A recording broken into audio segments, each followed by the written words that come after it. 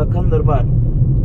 હવે સાહેબ કેટલા દિવસથી હું તમને ફોન કરું છું, પેલા મુજપુર ગંભીરા જે બ્રિજ છે એ બાબતની વાત કરવા માટે, રજૂઆત કરવા માટે અમારા એક મિત્ર જિલ્લા પંચાયતના સદસ્ય હર્ષદસિંહ પરમારે પણ આપણે લેખિત રજૂઆતો પણ કરી છે, અને એ બાબતે આપને રજૂઆત કરવા માટે કેટલા દિવસથી ફોન કરું છું પણ આપ ફોન ઉઠાવતા નથી.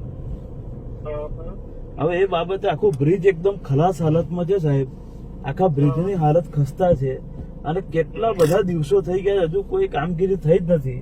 તો લોકોનું જીવના જોખમે લોકો જાય છે, તો શું કરવાનું એનું કંઈક તો કરો.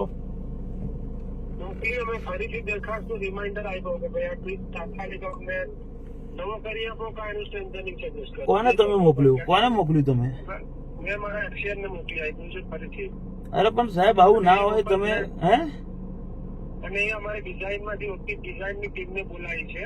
એકવાર તો આપણે કન્સલ્ટન્ટનું સર્વે કરાવી લીધું. હા, તેને સજેશન જે આપ્યા એ પ્રમાણે બી અમને લાગતું નથી કે આ પ્રમાણે બી લાગુ થશે, એટલે ફરીથી અમારી જે ડિઝાઇન સેલ છે ને એને આપણે બોલાવીએ છીએ. તમે તાત્કાલિક આની વિઝિટ કરી અને આ ચાલે કે કેમ એનો અમને સર્વે કરી આપો. ચાલે એવું તો લાગતું નથી સાહેબ. કદાચ મને એવું લાગે છે કે રિપોર્ટ આપણે એવું આપણાથી સ્ટેટમેન્ટ ના લેવા, આપણને લાગે જ છે.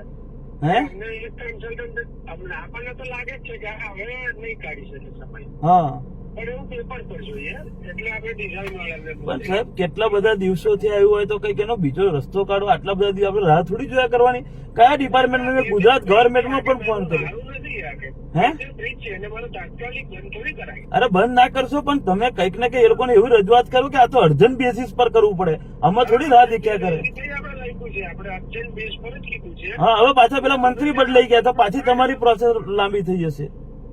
મારે અકસ્માત થાય તો બહુ મોટો અકસ્માત થઈ શકે. પણ મોટો સાહેબ, હું તમને વિનંતી કરું છું ને, તમે ફોન ઉઠાવતા નથી. આવું થોડી હોય. અમારે સામાજિક માણસોને તો ફોન ઉઠાવવા પડે ને.